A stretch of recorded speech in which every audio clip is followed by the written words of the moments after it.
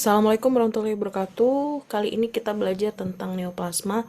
Saya menjelaskan beberapa prinsip terkait neoplasma kepada seluruh mahasiswa dan rekan-rekan sekalian. Di mana di sini neoplasma ini ada dua suku kata ya, ada neo dan plasma. Jadi neo itu seperti yang kita ketahui itu adalah baru ya. Kemudian di sini sifatnya berarti melihatkan ada pertumbuhan baru ya. Nah, pertumbuhan baru berarti sebuah eh, bagian di dalam tubuh yang memang bertumbuh ya, dan pertumbuhannya ini bisa dibilang pada jaringan-jaringan abnormal. Dan pertumbuhan yang ada itu karakteristiknya itu pertumbuhan yang berlebihan. Nah, di sini juga nanti akan ada pertumbuhan jaringan tersebut yang kita kenal dengan sistem awamnya ganas dan jinak. Nah, ini nanti kita akan coba lihat dan coba kita telaah ya di beberapa slide selanjutnya. Di neoplasma ini koordinasi dengan pertumbuhan jaringan normal itu dia tidak mempunyai koordinasi. Jadi dia mempunyai berdiri sendiri yang dimana pertumbuhan tersebut memang sudah ada aliran darah. Jadi pertumbuhan itu kan butuh energi dan butuh konteksnya butuh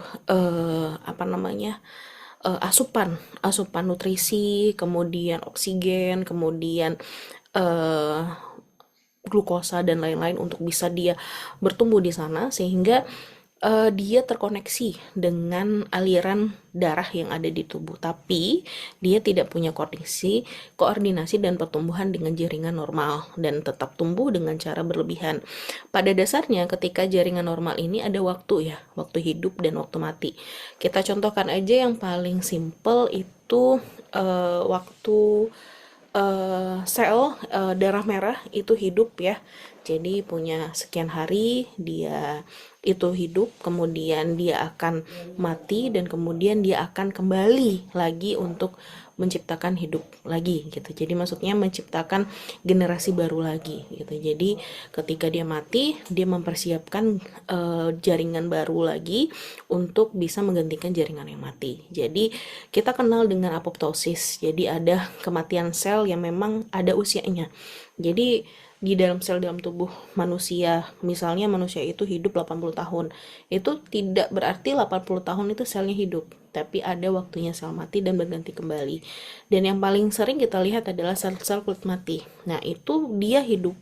Ya, sel-sel kulit mati ini ada waktunya hidup, kemudian dia ada mati. Nah, ketika dia mati, ya kita butuh mandi untuk membersihkan sel-sel mati supaya tidak terhinggap jamur-jamur dan lainnya. Nah, itu sel yang normal ya. Jadi ada waktunya hidup dan kemudian dia ada waktunya untuk mati seperti itu. Nah, neoplasma ini berbeda. Dia punya waktu untuk hidup ya, kemudian bertumbuhnya itu tidak ada yang mengendalikan. Salah satu contoh kejadian yang awalnya normal menjadi tidak normal adalah prostat. Jadi prostat itu terus tumbuh dan kemudian ketika seseorang itu sudah mulai lansia, ada suatu hormon enzim di dalam tubuhnya yang mengatur keseimbangan dari ukuran prostat tersebut itu sudah mulai uzur ya, sudah mulai bisa dikatakan menua. Nah, pada saat menua tidak ada yang mengemudikan mengelola sel ini sehingga prostat itu terus bertambah ukurannya dan akhirnya menjadi sesuatu yang sifatnya mengganggu dari mekanisme ya yang ada di dalam tubuh gitu. Nah, itu adalah sesuai dengan bisa dikatakan perkembangan patologis tapi mengikuti dari arah usia dari sel tersebut ya. Jadi di dalam tubuh memang ada yang mengatur growth hormone, ada juga yang akan menghentikan pertumbuhan dari growth hormone tersebut gitu. Nah, itu adalah pertumbuhan normal. Dan bila tidak ada yang mengatur untuk dia itu berhenti untuk bertumbuh, jadi ada antagonis ya, jadi ada yang meningkatkan, ada yang menurunkan. Nah, kalau seandainya kita bicara terkait saraf, itu ada saraf parasimpatis, ada saraf simpatis, ada yang mengemukan ke stimulus, ada juga yang menurunkan stimulus. Nah, seperti itu bahasanya kita di kehidupan yang pertumbuhan growth yang normal ya. Nah, beda lagi dengan yang neoplasma ini, dia tidak ada yang mengatur. Ya, pertumbuhannya terus-menerus. Nah, pertumbuhannya itu karakteristiknya apakah sama dengan jaringan normal, apakah tidak sama? Yang jelas dia tidak koneksi dengan jaringan normal. Jadi dia punya adaptor sendiri, dia mempunyai sistemnya sendiri. Kayak gitu. Neosel neoplasma ini mengalami transformasi karena mereka terus-menerus membelah. Pada neoplasma, proliferasi berlangsung terus-menerus meski rangsangannya yang memulainya hilang. Jadi proliferasi itu demikian tersebut. Yang proliferasi mungkin kita familiar dengan kata-kata embrio ya. Jadi ketika dia sel telur dan sperma menyatu, dia akan membelah diri jadi satu, kemudian dia membelah jadi dua, dua jadi empat, dan lain-lain. Nah, itu adalah pembelahan proliferasi. Nah, proliferasi ini pada suatu ketika dia akan berhenti, gitu. Namun, neoplasma itu terus berproliferasi. Walaupun yang mencetusnya itu mulai hilang. Jadi proliferasi itu yang mempunyai sifat progresif yang tidak bertujuan, tidak mempedulikan jaringan sekitar, apakah jaringan sekitarnya. Anggaplah seperti ini ya. Pada saat bayi itu terus bertumbuh di dalam janin, bertumbuh di dalam kantongnya, itu di rahim, dan ketika suatu saat rahim mengalami penuaan dan si bayi akan keluar dari rahim, dari dalam tubuh ibunya ke luar tubuh ibunya. Nah, itu adalah sesuatu yang sifatnya punya perencanaan, sedangkan sel neoplasma tidak mempunyai perencanaan, sifatnya progresif, tidak bertujuan, tidak memperdulikan. Jadi apakah terpentok? Kalau bayi kan kalau misalnya sudah kelamaan ada di dalam, dia akan merasa tidak nyaman karena tempatnya lebih sempit dan badannya semakin besar, sehingga dia membutuhkan untuk dan mencari jalan keluarnya. Dia mempedulikan sifat yang ada di sekitarnya, bahwa kondisinya tidak akan sama dengan kondisi yang dia di awal mulai tumbuh. Nah, kalau kondisinya ini dia tidak rangsangannya mulai hilang, tapi dia terus sifatnya progresif, terus menerus untuk membelah, dan dia tidak mempedulikan, maka ada tak jarang sel kanker ini menyebabkan nyeri karena dia sudah menyundul bagian yang saraf-saraf sekitarnya, sehingga sifatnya akan melihatkan bahwa ada sesuatu yang terjadi di dalam tubuh dari inangnya atau dari pasiennya. Dan ini juga berhubungan tidak ada kebutuhan tubuh, jadi tidak berfungsi sama sekali, dan sifatnya parasit ya. Jadi dia menggerogoti tempat inangnya, tempat tumbuh gitu, seperti yang ada di sekitar urologi, dan di sana terdapat sesuatu yang eh, menyundul di bagian, anggap di blast ya, kemudian ketika ada blast ini dia berhenti nih tumbuh, tidak, jadi terus tumbuh sehingga blastnya itu tertekan terus sehingga menyebabkan nyeri, dan ini akan menyebabkan masalah pada tubuh inangnya karena dia berada tidak di dalam tempatnya, seperti itu. Oke. eh Pertumbuhan sel normal ini saya sampaikan tadi, ada pertumbuhan sel jaringan, itu kemudian membentuk organ membentuk sistem organ ya. Kemudian pertumbuhan manusia akibat sel memperbanyak diri melalui pembelahan atau mitosis, sehingga manusia tumbuh berkembang dari janin, kemudian lahir menjadi bayi, balita, kemudian anak remaja, dewasa, dan lansia. Jadi itu berkembang terus. Jadi artinya itu adalah pertumbuhan manusia. Nah, pembelahan ini terkendali mengikuti aturan. Usia berapa dia akan mengikuti aturan. Dan paling jelas ini adalah ketika bayi ya. Kemudian 3 bulan dia bisa apa, 1 bulan dia bisa apa, 6 bulan dia bisa apa, sampai nanti 1 tahun dia bisa apa. Ada progresif yang terencana, yang mengikuti aturan kaidah dari siklus sel normal. Usia sel darah merah ya itu punya sekian ratus hari dia mati, kemudian dia hidup kembali atau dia dilahirkan kembali, sehingga darah kita ini yang ada di mengalir dalam tubuh ini adalah sifatnya selalu dalam sifat rentang usia yang normal, sehingga tidak ada yang akan menua sebelum usianya, kecuali sifatnya patologis. Nah, dari situ nanti bisa kelihatan patologis tubuh ketika kita mempunyai usia yang harusnya sekian ratus hari atau sekian puluh hari, itu bisa lebih cepat atau lebih lama ya. Sehingga itu kita coba lihat apakah yang mempengaruhinya. Kenapa seperti orang yang tidak punya perencanaan, apakah ini sudah dirasuki oleh beberapa mutasi dari genetik atau sudah mulai ada invasi dari infeksi bakteri, protozoa dan teman-temannya gitu ya. Neoplasma secara umum sering diartikan sebagai tumor, ya. Ilmu mempelajarinya disebut dengan onkologi. Dan onkologi adalah ilmu yang mempelajari pertumbuhan dan benjolan yang tidak fisiologis, oke? Ya, jadi tubuh juga banyak benjolan ya. Salah satunya payudara punya benjolan. Isinya ada kelenjar mami di sana. Nah, itu sesuatu yang fisiologis. Tapi kalau pertumbuhan benjolan tiba-tiba di tangan tidak ada sesuatu, tiba-tiba ada benjolan. Nah, itu sifatnya fisiologis yang akan dipelajari oleh ilmu onkologi ya. Jadi onkologi ilmu mempelajari penyakit yang disebabkan oleh tumor ya. Yang dimaksud tumor di sini khususnya adalah neoplasma. Onkos artinya tumor, logos artinya ilmu. Tumor adalah setiap benjolan abnormal di dalam tubuh. Jadi tumor dapat berupa tumor neoplasma dan tumor non-neoplasma. Nah, itu adalah yang saya maksud neoplasma tadi ada ya. Perkembangan sel jaringan baru yang terus-menerus tidak terkoneksi dengan jaringan normal yang ada di tubuh. Nah, itu yang disebut neoplasma. Jadi tumor pembengkakan. Jadi ketika dia jaringannya terus-menerus berprogresif, artinya dia punya pengaturan untuk terjadinya benjolan ya, bisa saja nampak di dalam tubuh keluar ya, kemudian bisa saja kita melihatnya lewat alat sehingga ya, dia tidak muncul di permukaan. Nah, itu juga dimaksudkan dengan tumor.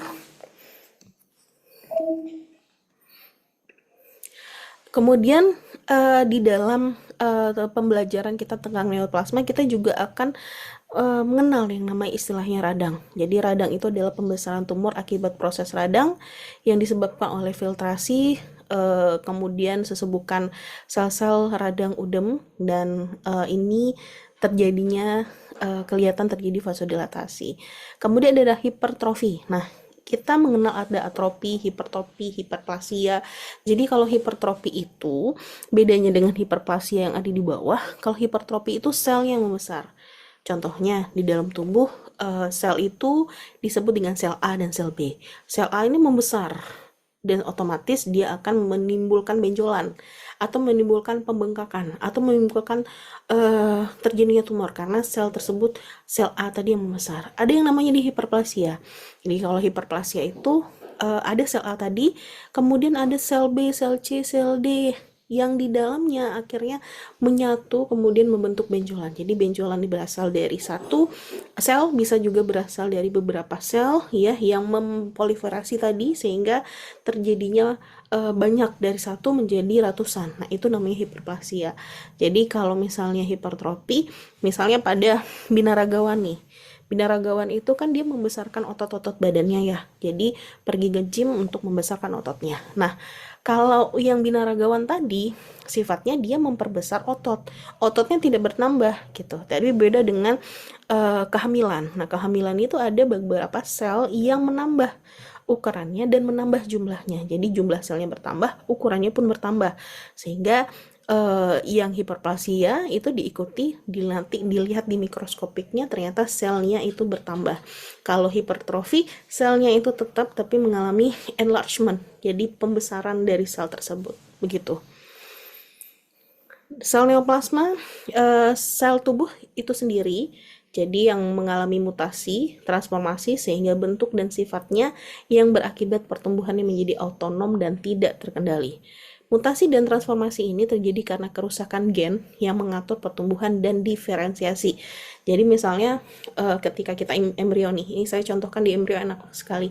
Jadi pada waktu embrio itu cuman ada awalnya cuman gumpalan, kemudian dia membelah menjadi embrio, di sana kemudian akan membelah lagi menjadi si bagian sisi kiri akan menjadi tangan, sisi kanan menjadi tangan, bawah dan atas akan menjadi kaki dan tangan. Kemudian organ dalamnya juga akan tumbuh, ada jantung, kemudian ginjal dan teman-temannya, dan itu terjadi akibat dari pembelahan terus ya, di pertumbuhan, dan dia akan mulai ada diferensiasi dari gumpalan daging itu, kemudian ada diferensiasi menjadi kaki, menjadi tangan, kepala dan teman-temannya. Nah, ini kerusakan mengatur kepada pertumbuhan dan preferensiasi ini ada gen yang mengaturnya. Nah, makanya nanti matanya mirip siapa, ayah atau ibunya, kakinya nanti panjang seperti ayah atau ibunya, kemudian struktur yang ada di dalamnya itu adalah pengaruh dari genetik. Nah, kerusakan gen ini mengatur pertumbuhan ini terjadi kerusakan, nah yang bisa menyebabkan dari ringan sampai berat, yang bisa menyebabkan dari kecil sampai menjadi besar atau luas. Bila kerusakannya ringan, akan berbentuk sel jaringan neoplasma jinak, dan bila berat akan berbentuk sel jaringan neoplasma ganas yang lebih akrab disebut dengan kanker. Nah, ini ada istilah kanker. Jadi, bedakan tumor yang meluas ya dan lebih ganas ya. Kemudian itu disebut dengan kanker. Kemudian neoplasma jinak yaitu misal orang-orang masih menyebutnya dalam kondisi jinak, itu yang kita sebut dengan tumor ya. Jadi ada bagian ringan dan beratnya seperti apa nanti akan ada di penjelasan slide selanjutnya. Pertumbuhan jaringan neoplastik, ya sel-sel membelah diri tanpa mengikuti aturan, tidak terkendali, tidak terkoordinasi, tumbuh terus-menerus atau immortal, ini akan menuju kepada benjolan tumor. Jadi istilah klinik benjolan itu adalah di tumor ada udem, ada pendarahan, ada neoplasma. Jadi kalau hanya benjolan itu tidak menuju kepada tumor saja ya, tapi kalau sudah ada di dalam benjolan itu terdapat pembuluh darah dan kemudian terlihat sel-selnya neoplasma, itu yang kita sebut dengan tumor ya. Neoplasma benigna tumbuh perlahan ya, dia berkapsul. Jadi kanker itu kalau kita ngomongnya kanker ya, kita ngomongnya neoplasma. Kanker itu adalah bagian neoplasma yang ganas ya. Jadi kalau kita ngomong kanker itu berasal dari kata-kata cancer. Cancer itu seperti kepiting yang punya badan dan punya kaki. Jadi anggap seperti ini, ada badan ada kaki. Nah, ketika dia ada badan kaki ini, ketika masuk ke dalam ya sistem di dalam tubuh ya otomatis dia ada bentukan yang kita bisa lihat berbatas tegas, ada yang tidak. Nah, kaki-kaki ini ya, kalau orang menyebutnya urat-uratnya ini, itu ketika dioperasi bisa saja terangkat, bisa saja masih tinggal.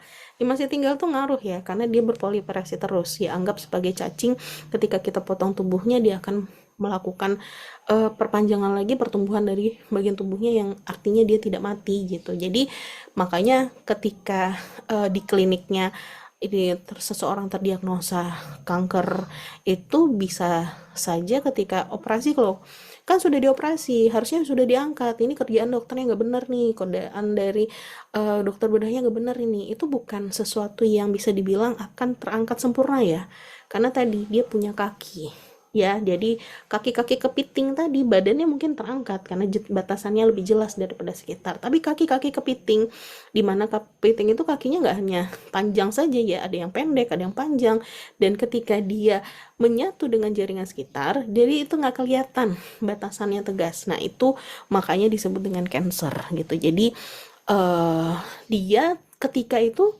perawatan yang dilakukan di lapangan bagaimana? Perawatan dilakukan di lapangan itu tidak hanya melakukan operasi ya, tapi juga menghentikan pertumbuhan itu dengan sistem yang lebih lebih bisa dikatakan masif ya. Artinya dia memberikan menghentikan pertumbuhan itu secara masif. Makanya masif itu dengan apa? Bisa dengan kemoterapi, bisa dengan radiologi ya, dengan anggapan adalah kita mencari kaki-kaki tadi. Jadi kita membuat tempat hidup kaki-kaki tadi itu bisa berkurang atau dia tidak baik dianggap oleh si kaki tadi, sehingga dia bisa lama-kelamaan mati.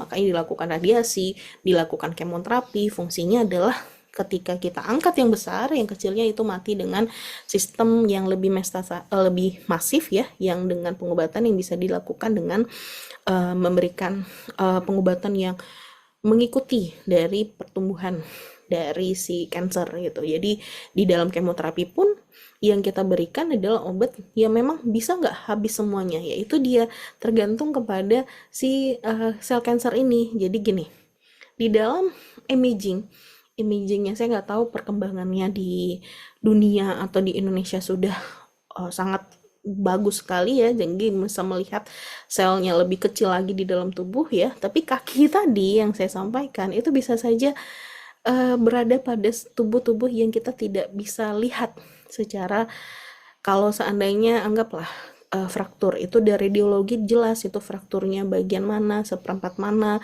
sehingga kita dioperasi bisa langsung ke sana. Dan kita nggak punya kacamata yang bisa melihat dari seluruh tubuhnya itu kansernya itu berada di bagian mana, sehingga itu aja yang kita ambil, itu nggak bisa gitu. Jadi anggap kalau misalnya kita membersihkan sesuatu, kita tahu itu tidak bersih, kita akan bersihkan lebih baik di sana. Tapi kalau cancer nggak bisa, kita udah buang badannya, kita belum tentu akan bisa membuang semua kaki-kakinya. Nah, kaki-kakinya itu yang kita kasih obat untuk bisa mengurangi pertumbuhan yang masif. Makanya ketika cancer itu diobati dengan kemoterapi atau radiologi, itu dapat merusak bagian yang pertumbuhannya mirip dengan pertumbuhan kanker atau pertumbuhan yang proliferasi terus menerus seperti kulit, rambut. Makanya rambutnya rontok karena dia menyerang kepada sel-sel yang melakukan proliferasi yang bisa dikatakan lebih rutin, karena bagian yang lain mungkin proliferasinya tidak per jam, per menit, atau per hari ya, tapi mungkin aja proliferasinya sebulan sekali, jadi nggak kelihatan pertumbuhannya secepat itu. Tapi kalau rambut, kuku mungkin lebih cepat kelihatannya, dianggap sebagai bagian yang sama dengan kanker, karena obat-obatan ini tidak bisa memilah bahwa dia hanya menghancurkan sel kanker, tapi dia menghancurkan bagaimana struktural dari kanker tersebut, si neoplasma yang tadi. Nah, neoplasma ini mungkin mirip dengan pertumbuhan yang normal di dalam tubuh, tapi ketika si obat datang, obat tidak mendefinisikan dan mendiferensiasikan sesuatu itu menjadi kelompok patologis atau fisiologis seperti itu ya. Tapi di gambaran makroskopis, makanya kalau misalnya kita berhubungan dengan tumor, kanker, itu ada pemeriksaan yang sifatnya kita ambil bagiannya. Jadi ada yang operasi yang kita ambil bagian tersebut, kemudian kita lihat di lab. Nah, itu bagian yang kita perlukan gitu. Jadi tidak hanya melihat dari USG atau melihat dari MRI, CT scan, itu hanya melihat dari size-nya saja, tapi tidak bisa melihat apakah ini ganas, apakah ini jinak. Nah, kalau ganas dan jinak kita pemeriksaannya menggunakan patologi anatomi. Nah, untuk mengambil bagian yang harus diperiksa itu harus diambil bagiannya. Makanya ada yang kita fungsinya untuk mengambil jaringan untuk dilakukan pemonitoran lewat mikroskopik di patologi anatomi. Jadi banyak pasien yang kemarin sudah dioperasi pasiennya. Kenapa pasiennya dioperasi lagi? Itu site-nya adalah untuk mengambil jaringan, ya kita namakan biopsi. Jadi mengambil jaringan untuk diperiksa apakah jaringan ini tumor jinak atau ganas. Nah, sifatnya setelah itu kita akan mengambil kesimpulan bahwa kita akan operasi dengan metode seperti apa. Nah, itu kira-kira dokter ya mempunyai penjelasan ya ketika kita menghadapi keputusan apakah pasien ini akan dioperasi seperti apa gitu. Jadi petugas kesehatan tuh bukan bisa dikatakan superhero ya, karena batasannya petugas kesehatan itu juga sebagai manusia yang dia punya dalil ilmu untuk menyelamatkan manusia. Jadi ketika dia tidak mempunyai data-data, ya dia tidak akan berani untuk melakukan pembedahan seperti itu. Jadi bukan kayak di film-film ya yang nggak punya dasar kemudian dibuka aja kemudian ditutup, dilakukan operasi tanpa ada dasar, tidak. Jadi harus ada dasar ilmiah kenapa harus dilakukan ini, dan ini juga menjadi bagian untuk melindungi ya, sebagai perawat kita mempunyai bagian di sini untuk melindungi pasien kita dari tindakan-tindakan hazard yang sifatnya tidak ilmiah atau sifatnya tidak berdasarkan data-data yang otentik ya, saintifik gitu. Jadi kalau itu terjadi ya harapannya kita adalah kita harus melindungi pasien dari hazard tersebut gitu, sehingga mengingatkan bahwa melakukan operasi harus punya dasar kenapa itu dilakukan, dasar saintifiknya apa, pemeriksaan labnya apa, itu tidak mudah langsung dilakukan pembedahan itu gitu. Jadi dokter-dokter pun untuk melakukan pembedahan dan lain-lain juga mempunyai persiapan yang matang ya, sehingga tidak menimbulkan kerugian baik itu bagi dokternya sendiri atau bagi pasiennya. Nah, kita sebagai perawat berfungsi lah di sana, begitu. Nah, ini neoplasma maligna, jadi ada benigna. Benigna lawannya maligna.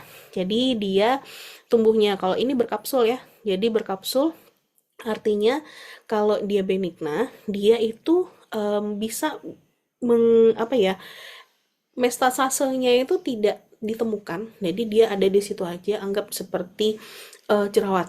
Jerawat itu pembengkakan, dia ada di sini saja di muka, dan dia tidak mempengaruhi yang lain. Jadi dia tidak bisa dibilang pembengkakannya itu tidak menciptakan proliferasi yang luar biasa, dan dia masih seperti sel asalnya ya. Sel misalnya dia itu ada sel ototnya, dia hanya ototnya saja, bentuknya tidak mempunyai dia punya kapsul, sehingga kita buang, seperti ada benjolan nih, ketika kita buang ya dia akan tahu batasannya karena dia punya kapsul, batasannya lebih tegas seperti itu.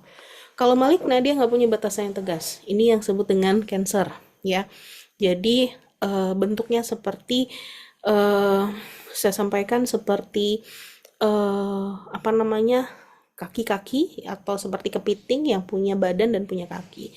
Nah, ini dia infiltrasi di jaringan ikat sekitar dan dia bisa bersifat metastase. Metatasenya bisa jaringan limfe atau jaringan hematogen yang bisa sampai ke seluruh tubuh. Jadi ada juga pengalaman dari pasiennya, kansernya ada di serviks, tapi kemudian bermetastase ke paru-paru, atau dia kanser mami bermetastase ke paru-paru dan metastase ke otak. Jadi hal tersebut bisa sampai ke otak atau bisa sampai ke paru dari jaringan yang lain, itu adalah lewat dari limfogen dengan hematogen seperti itu ya.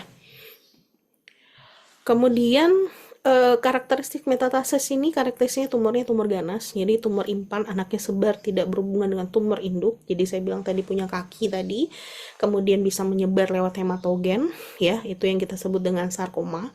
Kemudian jaringan limfogen itu yang kita sebut dengan karsinoma, dan bisa masuk ke rongga-rongga serosan, jadi bisa masuk ke dalam wilayah sekitar, jadi bisa saja menyebar di sekitarnya saja atau menyebar ke tempat-tempat lain lewat hematogen dan limfogen. Semua tumor ganas dapat metastasis ya, kecuali karsinoma sel basal, itu jarang itu bermetastase.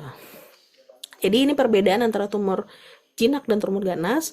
Tumor jinak di sini tumbuhannya lambat ya.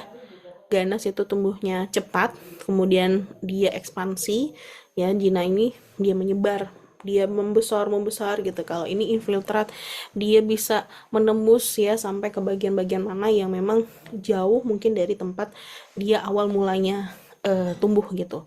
Kemudian kalau tumor jinak itu tidak ada metastase, jadi kadang ada hanya BPH saja ya, makanya diperiksa prostat, diperiksa kemudian hanya statusnya BPH ya, dia hanya benigna.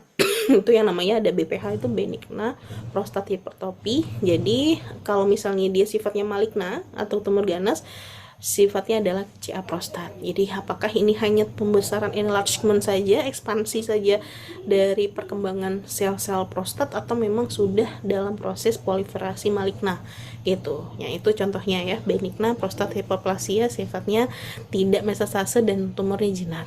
Kemudian batasnya tegas, bersampul. Jadi kalau misalnya masuk ke OK itu pengangkatannya jelas ya tempatnya. Kemudian kalau tumor ganas itu basarnya tidak tegas. Jadi ketika diangkat itu seperti daging, onggokan daging yang bisa dibilang tidak jelas ya. Untuk mungkin pas waktu diangkat dia hanya mengangkat bagian yang tegas, kemudian dia mengikis tepi-tepinya, tapi ya itu tidak bisa kita pastikan bahwa yang masuk ke dalam atau yang diangkat itu adalah keseluruhannya. Makanya untuk tumor ganas, ketika itu di PA disebutkan tumor ganas, dilanjutkan untuk intervensi berikutnya, ya, yaitu dengan melakukan kemoterapi kah atau dengan radioterapi kah, seperti itu. Kemudian perbandingan inti dan sitoplasmanya, karena jumlah sitoplasma selnya berkurang jadi 1:1 gitu. Jadi satu sitoplasma, satu inti, ya. Menurutnya sama seperti sel-sel yang lain gitu ya. Tapi dia intinya itu berkurangnya berbeda-beda. Jadi poliomorfik dan kromatin inti bertambah, kemudian bertambah jumlahnya kromatinnya itu hiperkromatik. Kemudian di tumor ganas, diferensiasinya buruk ya, jadi tidak sama dengan sel asalnya. Tapi kalau tumor jinak, itu kalau diperiksa di mikroskopik, itu bentukannya sama dengan tumor aslinya. Dan jika tidak diobati akan menyebabkan kematian. Biasanya kalau tumor tidak sampai menyebabkan kematian, seperti itu.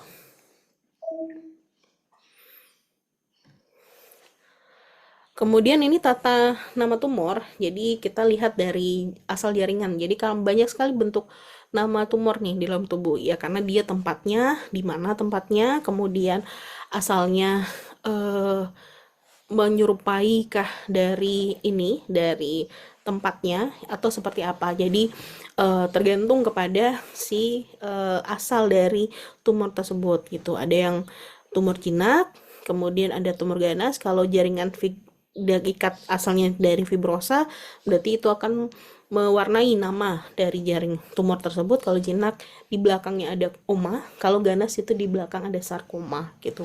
Jadi sarkoma dan fibroma gitu. Sarkoma berarti dia bisa menyebar dari limfogen ya, karena diakhiri dari sarkoma. Kalau dari hematogen itu nanti fibrokarsinoma. Nah, itu penamaan tersebut disesuaikan dari jaringan mana, kemudian apakah jinak atau ganas ya. Ini contohnya, ada jaringannya berasal dari fibros, jadi benignanya fibroma, maligna dia fibrosarkoma. Kalau misalnya dari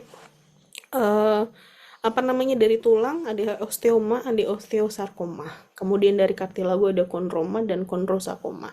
Jadi lihat di belakangnya itu adalah ada sarkoma dan ada oma. Nah, ini baringannya berasal dari mana, itu akan mewarnai dari nama nama dari si kansernya ya, apakah tumornya sifatnya benigna atau tumornya bersifat maligna. Faktor-faktor menyebabkan kanker itu yang kita sebut dengan karsinogen. Jadi karsinogen itu kimia terdiri dari karsinogen alami dan karsinogen buatan manusia. Jadi alami itu biasanya banyak sekali berhubungan dengan orang-orang yang bekerja di tempat-tempat yang berinteraksi dengan cairan-cairan atau alam ya, yang mengambil bagian-bagian dari petugasnya atau karyawannya atau buruh pabriknya gitu. Jadi inilah yang memicu seseorang kena cancer. Jadi cancer ini sebenarnya tidak punya bisa dibilang tidak punya penyebab yang pasti, karena semuanya itu bisa asumsi-asumsi yang ada karena dilihat dari penelitian-penelitian yang sudah dilakukan oleh pendahulu-pendahulu, bahwa dia menciptakan atau dia timbul beberapa orang karyawan yang bekerja di pabrik, ternyata beberapa tahun kemudian atau belasan tahun kemudian mendapatkan cancer. Nah, ini diteliti bahwa memang bisa menyebabkan cancer. Nah, ini ilmuwan-ilmuwan yang mengidentifikasi dari etiologi-etiologi tersebut gitu, karena memang ada orang nih makan seperti karsinogen buatan manusia nih. Nah, atau obat-obatan atau sinar atau pertumbuhan beberapa bagian-bagian makanan minuman yang memang karsinogenik nih. Si A minum, si A makan, si B makan, si B minum, itu tidak mempengaruhi ternyata terkait karsinom. Nah, di dalam tubuh ternyata kita mempunyai cikal bakal tumor masing-masingnya ya. Jadi cikal bakal itu yang memang sudah ada di tubuh, dan itu terpaut lagi dengan genetik dari ibu, orang tua, dan lain-lain kepada si pasien tersebut. Jadi makanya ketika pasien itu cancer, kita selalu mengidentifikasi adakah jalur cancer yang didapatkan dari keluarganya, struktural, entah itu dari ibunya, dari saudaranya, atau dari keluarga bapaknya. Jadi tidak hanya ibu dan bapaknya, tapi juga keluarga besar dari pasien tersebut. Berapa usaha penemuan kanker? Nah, ini deteksi dini yang dilakukan. Ini fungsinya adalah untuk mendapatkan diagnosa awal, karena gimana? Orang Indonesia ini sering sekali pergi ke rumah sakit dalam kondisi yang sudah sangat lama ya, kemudian sudah sangat kronis, sehingga tidak ada yang bisa dilakukan selain memang kita mengupayakan paliatif gitu di akhir ujung kehidupan. Jadi artinya sudah stadium-stadium lanjut, tapi jarang kita temukan dengan stadium awal. Jadi memutarkah para ahli-ahli yang ada di dunia dan di Indonesia, bagaimana caranya kita mendapatkan pasien-pasien kanker di awal sehingga long last ya, itu mendapatkan sebuah harapan yang kita selalu sodorkan kepada seluruh dari pasien-pasien kanker, bahwa harapan itu selalu ada, sehingga ketika kita dapatkan pasien yang survive dengan cara deteksi ini, kita memberikan harapan kepada pasien-pasien yang lain bahwa banyak juga nih pasien yang survive dengan cancer. Nah, itu yang harus kita tonjolkan ya. Saya punya pengalaman dengan ini, dan juga beberapa aktif dengan kegiatan-kegiatan paliatif. Nah, itu saya melihat memang kekuatan yang bisa dikatakan unconsciousness. Jadi kekuatan yang bukan kita sadar ya, tapi kekuatan tidak sadarnya. Nah, kekuatan tidak sadar ini dipengaruhi oleh pola pikir. Jadi bagaimana caranya kita berpola pikir untuk bisa membuat peningkatan usaha tubuh untuk melawan dari sel-sel kanker ini sangat berbanding positif dengan prognosis. Jadi banyak yang dilakukan oleh paliatif-paliatif yang ada di Indonesia, yang memang kegiatan-kegiatannya adalah meningkatkan dari motivasi untuk sembuh, kemudian mengurangi gangguan mental disorder karena pasien-pasien ini mengalami kondisi yang sulit dari hidupnya, kemudian mulai memberikan sesuatu untuk penerimaan pasien kanker sehingga dia mulai bisa untuk bangkit dan bisa berkarya dengan kondisi yang dia ada, sehingga sel-sel itu bisa dia lawan ya, dan itu banyak sekali yang sudah kita temukan ya, perbaikan-perbaikan dari pasien-pasien kanker gitu. Jadi kami dan teman-teman itu juga mempunyai beberapa pengalaman untuk meningkatkan motivasi pasien kanker. Nah, salah satu yang kita inginkan adalah kita mendapatkan pasien kanker dengan stadium-stadium awal. Sungguhnya untuk memberikan motivasi yang lebih untuk pasien-pasien kanker lagi untuk bisa memeriksa dirinya supaya tidak terjadi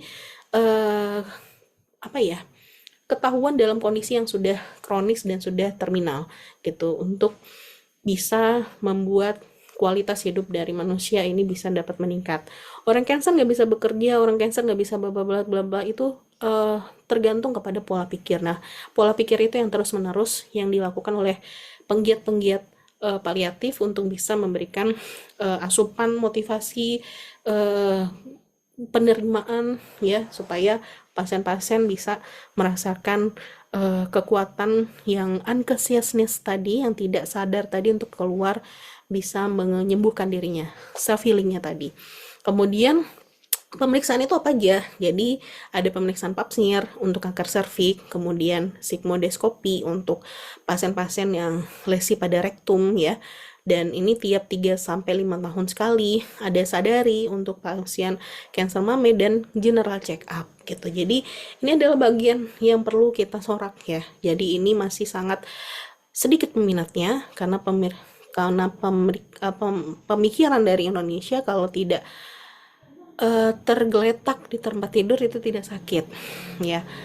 Ada halnya kita bisa melakukan self healing sendiri untuk mengatasi ketidakmampuan kita ketika kita sakit, tapi ada kalanya harus kita periksa bahwa kepentingan untuk general check up itu penting gitu, sehingga kita bisa melakukan preventif yang lebih panjang dibanding dengan kita hanya sifatnya kuratif seperti itu. Gambaran klinik dari neoplasma ya, pengaruh tumor pada penderita akibat lokal, kemudian ada akibatnya umum gitu. Jadi pengaruh tumor lokal itu adalah menimbulkan tekanan pada alat-alat penting sehingga terjadinya sesuatu disorder ya, pada misalnya pada pembuluh darah, saraf, saluran visceral, duktus, kemudian alat padat yang menimbulkan berbagai komplikasi. Kalau umumnya pada penderita ini cenderung mengalami malnutrisi ya, kemudian badannya lemah, anemia dan anoreksia. Ini berasal anoreksia itu tidak hanya cancer ya. Kalau orang sakit pun dia akan mengalami masalah untuk eh, penurunan nafsu makan akibat dari stres, kemudian akibat dari kekurangan nafsu makan, memang akibat dari perjalanan penyakit, apalagi orang kanker. Nah, ketika pasien-pasien ini mengalami malnutrisi dan lain, pada sel kanker itu butuh banyak nutrisi ya, tapi tidak dijalankan pada program yang benar, sehingga nutrisi tersebut itu tidak tepat sasaran. Nah, pasien-pasien kanker akan cenderung kurus ya, kemudian mulai mengalami anemia dan lain-lain, karena gimana? Sifat dari kanker itu juga mudah berdarah.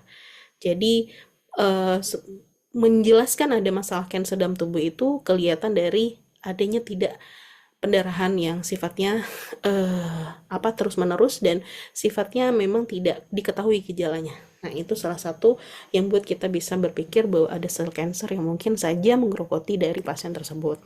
Faktor umum ya, usia. Nah, ini semakin usia, jadi sel kanker itu juga timbul akibat dari imun tubuh yang rendah ya. Jadi semakin usianya bertambah, semakin perkembangan dari imunnya juga akan menurun gitu, sehingga resiko mendapatkan kanker, dan di sini bisa juga akumulasi ya, karena sifatnya kronis, bisa saja akumulasi dari kebiasaan yang semakin pada saat muda kemudian tinggal tua untuk menuai hasilnya dari kebiasaan-kebiasaan tersebut.